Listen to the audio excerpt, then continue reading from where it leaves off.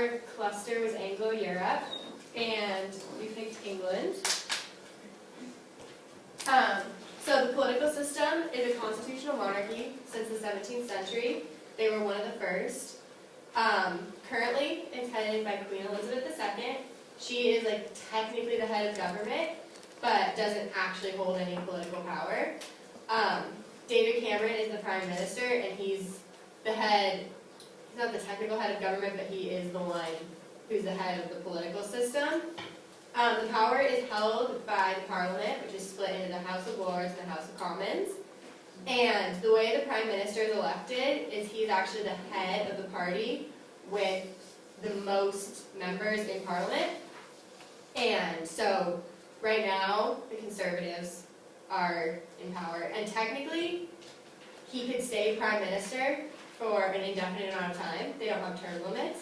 But they do vote every 5 years, and generally, they don't stay, usually about 2 terms is kind of the limit they set.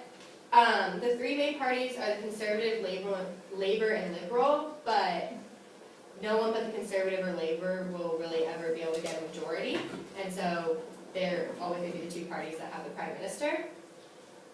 They've been members of the EU since 1973, but they're kind of a hesitant membership.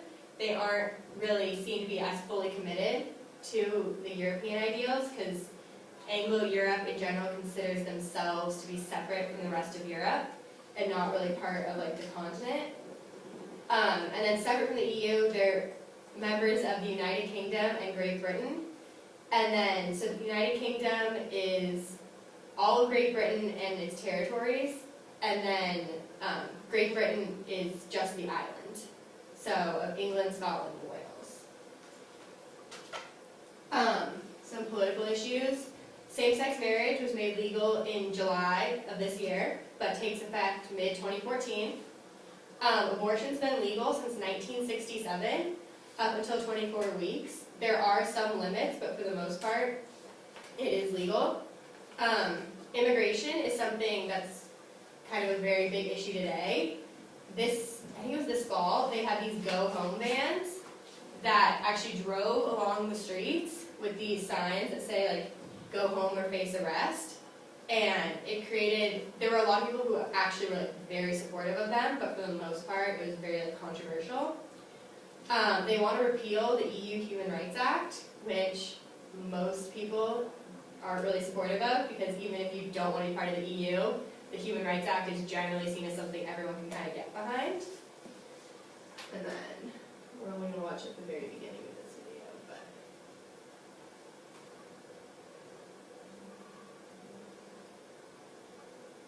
There's sound.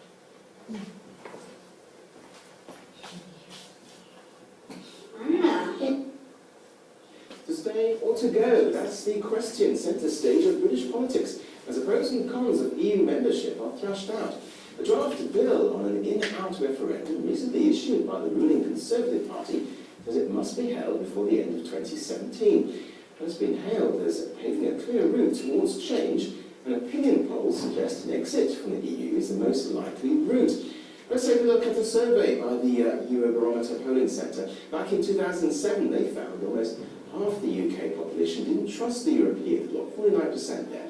And with anti-EU sentiment growing in recent years, a similar survey in 2012 revealed that 69% of those who took part were Eurosceptic. Well, our teaser, Peter Oliver, has been finding out what others in Europe think about Britain's stance. Should it stay? The rest of the video is actually people in Germany and like what their opinion on England staying or going is. And so it's kind of interesting to see that the first survey was in 2007, before the economic crisis in 2008. And so you can kind of see that that's probably a big indicator for why a lot of people maybe want to leave. And so, yeah, they only actually had a recession in 2008. They didn't double dip in 2012 like the United States did, Spain did, most of Southern Europe did double dip in the recession. So that could possibly be part of the reason that the sentiment to leaving the EU has kind of gone up, because their economy is pretty strong right now, and they kind of maybe see themselves being pulled down. Their currency is the pound sterling, not the euro, because they are less economically tied to the EU. They're the largest economy in the United Kingdom. And then the service sector is the largest, with the construction very far second. And actually, for the first time, manufacturing and agriculture have been declining in the last couple decades, where those have kind of traditionally been their main industries. London is a large financial center. It's kind of competing for the #1 in the world. But yeah, it's major for banking.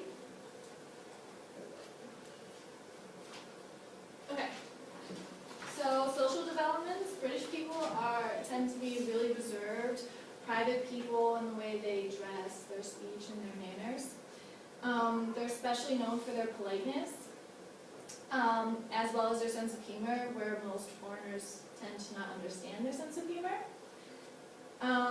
It's really important to not ask like personal questions. Like I read, like specifically, where are you from is really personal, and it tends to be really like ill-mannered and basically just rude and disrespectful. And friendships take a long time to build, but once there's like a saying that once you become friends with an Englishman, you're bound to them for life.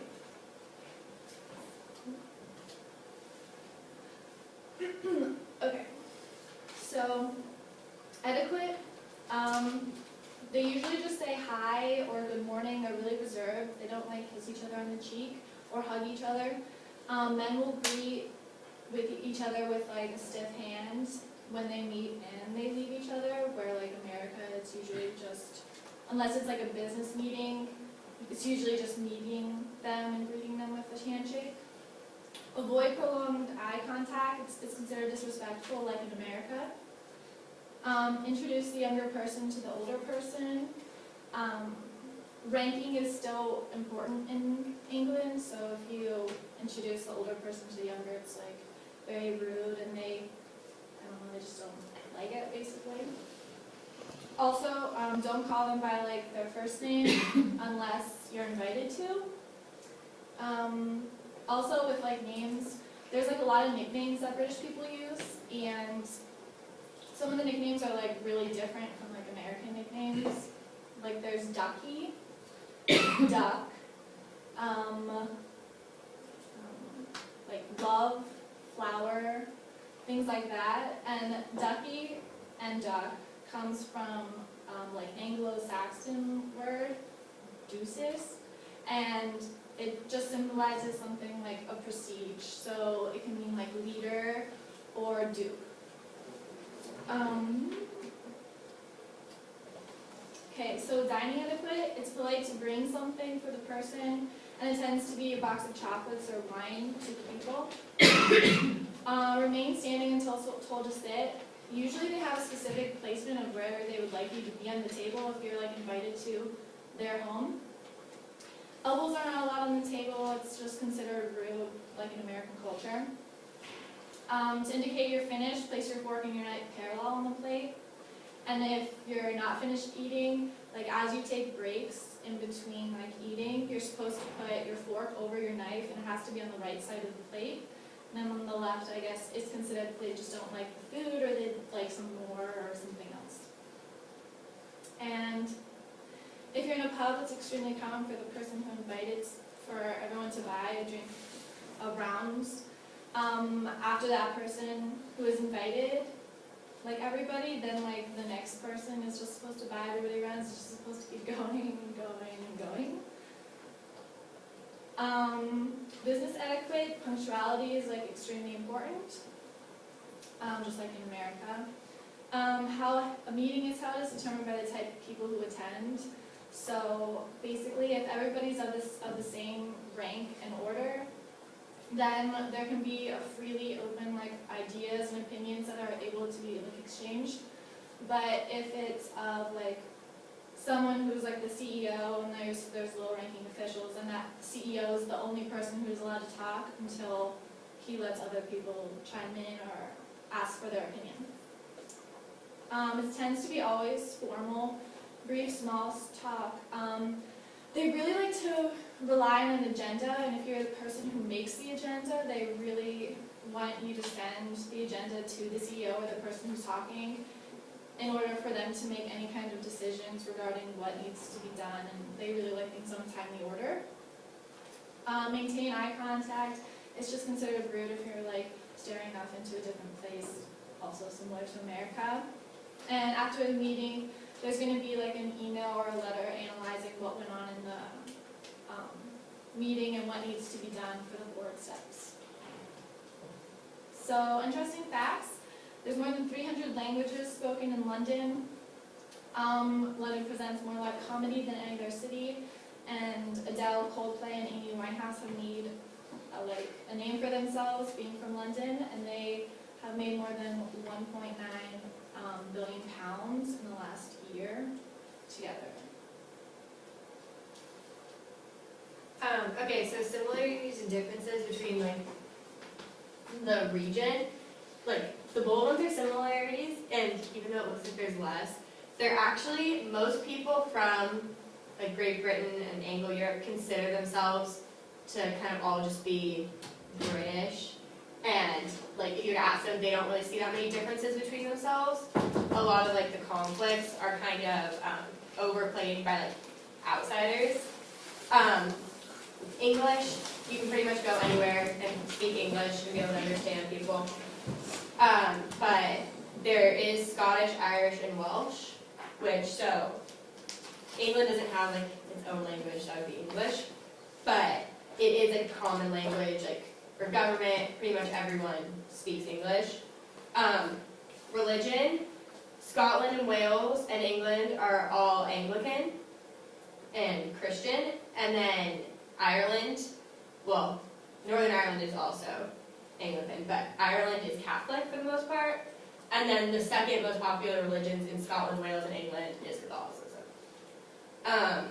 England is not considered one of the Celtic brothers, which is Scotland, Ireland, and Wales. And so they're kind of a little bit of the outsider just because they've always been the rulers and kind of they're the ones who've taken over the rest of it, and so the other countries have been forced to adopt their traditions, not the other way around. England is significantly more populated than any of the other countries, and significantly more economically viable. I was reading online that England could sustain itself without any of the other countries, but the other ones would have a lot harder of a time without England. And another one big difference is England, specifically London, is a lot more accepting towards kind of outsiders and other cultures, where the other, like the big cities you can kind of go, but the countrysides in Anglo-Europe are very accepting of other people. Like they're very like Anglo-centric, like we're the best kind of. And you can kind of see that with like the go home bans, like the fact that someone thought they could even get enough support to do that. Yeah, and then one similarity is they all feel more Anglican than they do European. Ireland is on the euro, but they still would consider themselves to be closer in relationship to England than they would to any of the European countries. And so, we have some discussion questions. Do you think the UK is right in keeping some of their independence from the EU? Or do you think it like hurts the EU that the UK isn't fully committed? I think it's better for them because the pound is stronger than the euro. And so people end up paying. Is it a better thing if it's stronger, right? Because people end up paying more money there? Yeah, well, the thing with the English is that they do not, they're not very interested in, or they're not very committed to Europe. Economically, they've always felt they were paying more to the European Union than they should. Because one of the biggest parts of the budget of the European Union has always been on agriculture, and England is not, it's not is more based in industry than or used to be more based in industry than in agriculture. So they always felt that they were putting in more money than they were actually receiving. So, yeah, I think the fact that their pound is stronger is not, I mean, they're not interested in putting in more money into the budget of the European Union. Then they get, it's always I mean, it goes both ways. I mean, you might put a lot of money, but then you get also a lot of business out of it. So, you know, that depends on how much business you're getting out of it and how much kind of emotionally and physically you want to be involved with European Union. So, okay. So what else? Who else has an opinion on the UK? Have you guys been in the UK? Who's been in the UK? Did you feel them being more closer maybe to Americans than to Europeans, to what you had seen so far, or not, or? Yeah. I would say that they're not as European as like Spain or France. You It saw was something different, a yeah. different atmosphere? Yeah. What about the rest? I would say that they tend to be European from the culture, and then just too idealistic and the topic of the EU. They take all the business, the benefit of the EU, but don't get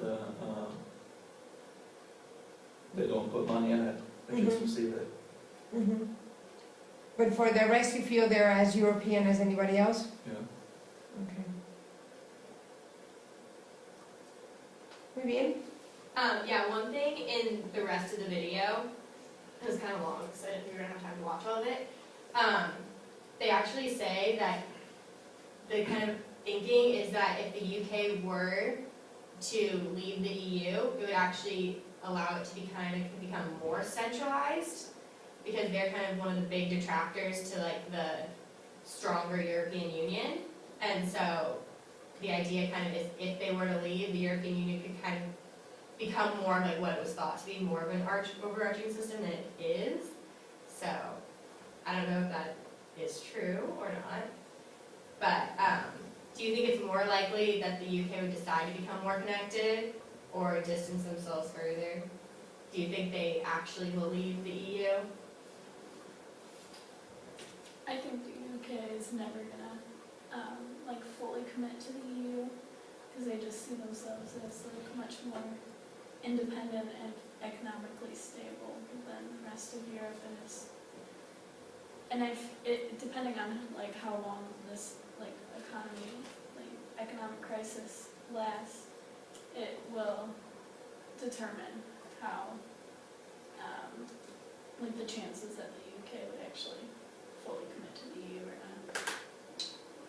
I think I disagree. I think that with the trend of like globalization and the whole world becoming kind of more connected, I don't think the UK is going to distance itself more from Europe. I think as Europe comes out of the crisis, the UK is going to be in a good position to invest a lot into business and other places, and I think it's definitely going to become like more connected, just because that's like the general trend of history is like it's all becoming like more essential rather than like I just don't think they're going to be able to like isolate themselves and like pretend like they're never in the EU as the EU continues to expand and become like more.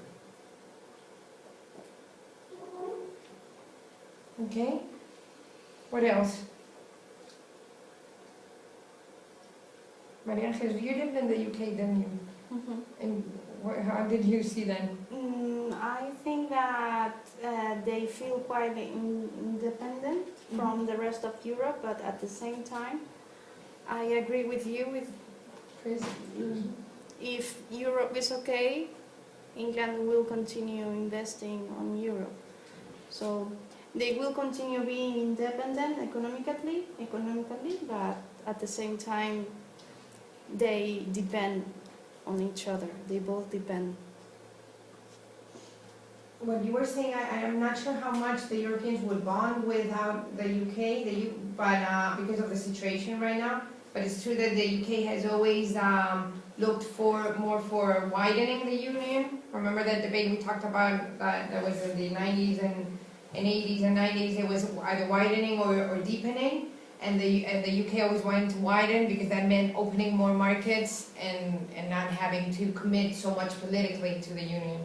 Whereas other countries were more in favor of deepening, of keeping the European Union with 12, with 15 members at the most, and deepening and making it more political. Muy bien. Okay, what else? I also think the UK is going to become more connected with America as time goes by, just because of like the economic incentives and like a lot of like big firms, whether or not they're like law or accounting or finance, a lot of big firms now are like multinational. Kind of the first point where you're going to become multinational is in London or in England. And like I know even like the NFL is like looking to get a team in London really hard. Like they're playing NFL games in London all the time now. And like the cultures are kind of pretty similar. So I think just as everything becomes more global and like business continues to get more international, that and like even as like travel advances and getting between London and New York becomes easier, I think it's going to be kind of like the first stopping ground for like American business in Europe. Okay. It was interesting what you said that asking in England where were you from was rude. I didn't know that. Yeah, I read that on 2 different articles. I guess that has to do with the fact that people come from so many different places that when you ask something like that, you be very careful not to offend, no? Something similar might happen in the U.S., I guess, no, or not? Do you have that in the U.S. a little bit? I don't think That, that no? sense. I think if you said like, are you, like, I don't know, like ask someone if they were from somewhere, it would probably be more offensive than if you asked, where are you from?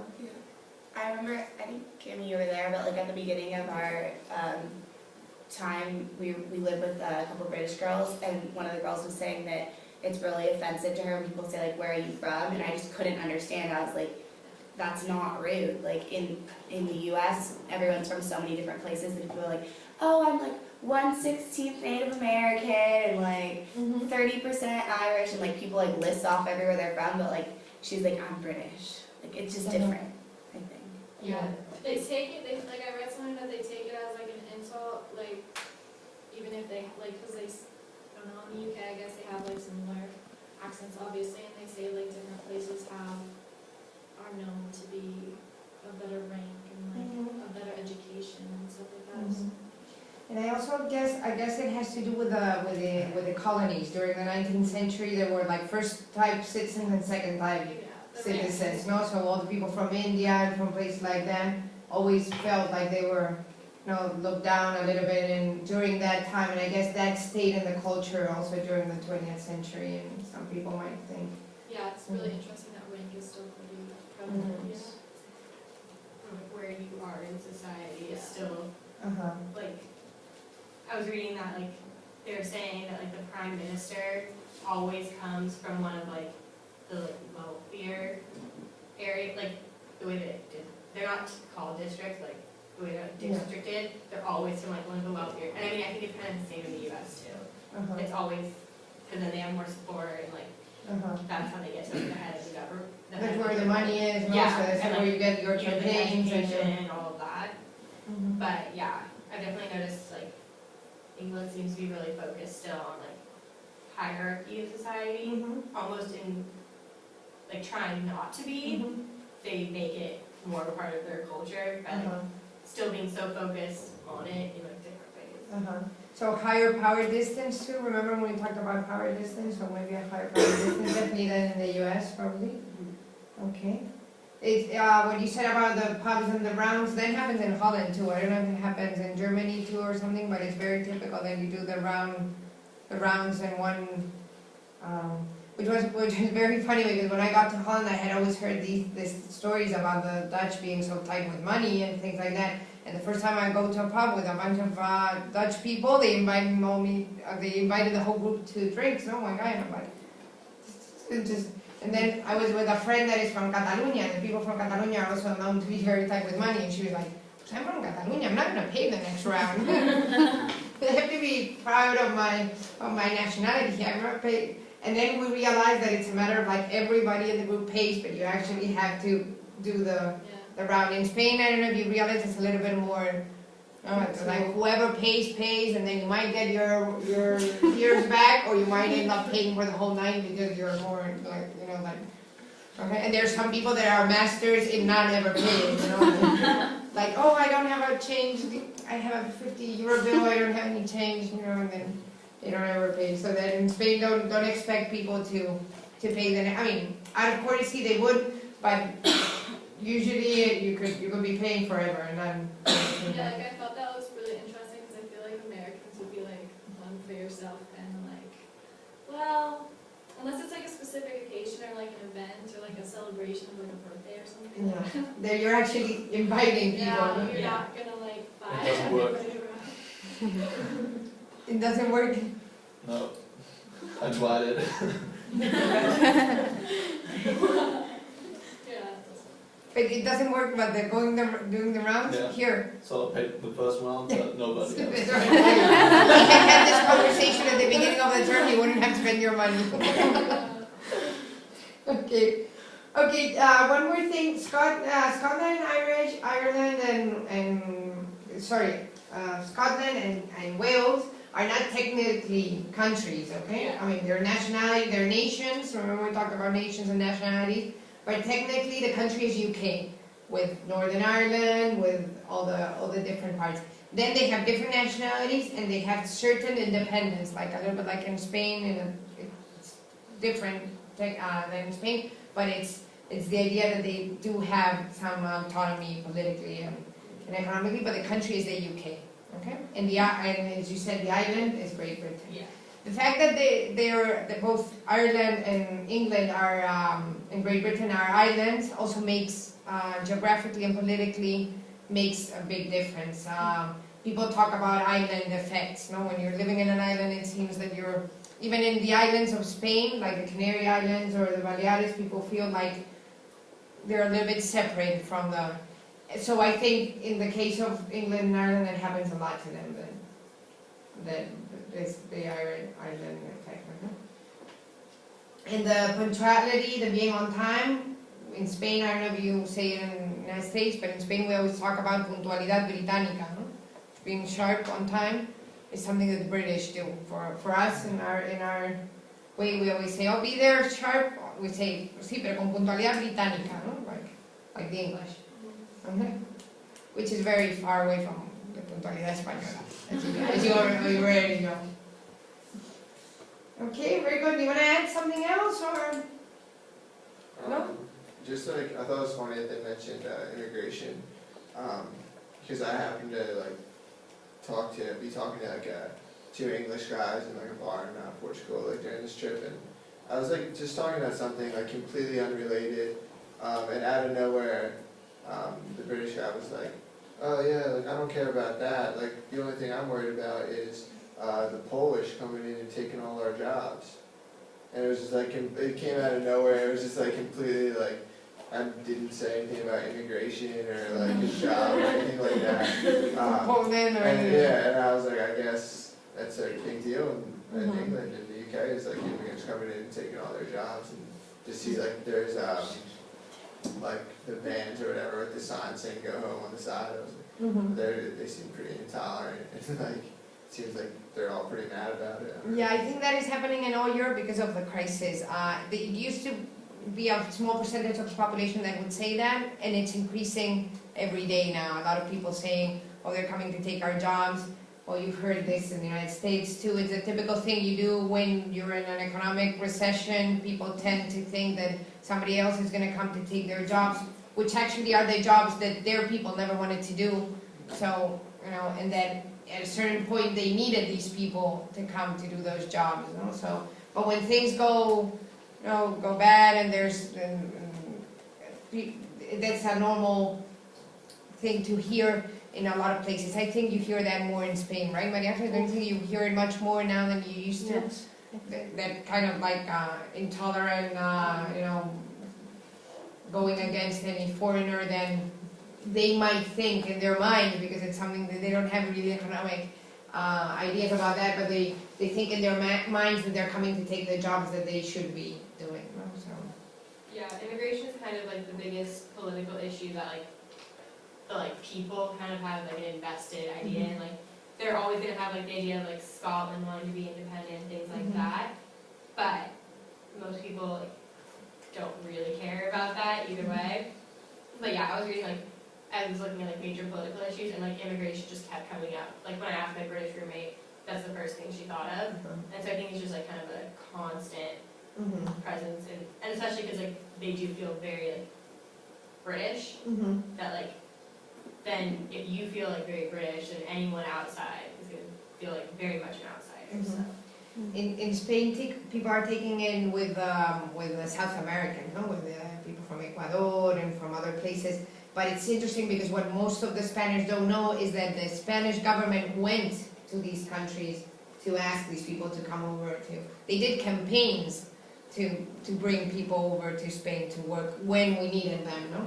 And now we're all complaining, which doesn't make much sense, but that is something governments are not saying. They don't say, well, you know, in the 90s we did go to Ecuador and some of these other countries and campaign for these people to come over and gave them all kinds of benefits and advantages to come to Spain to work, you know.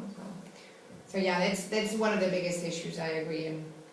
And the English, I guess, will take it even more because they are not used to having recent immigration, especially coming from Eastern Europe. Ok, muy bien, pues muchas gracias. Vamos a un aplauso.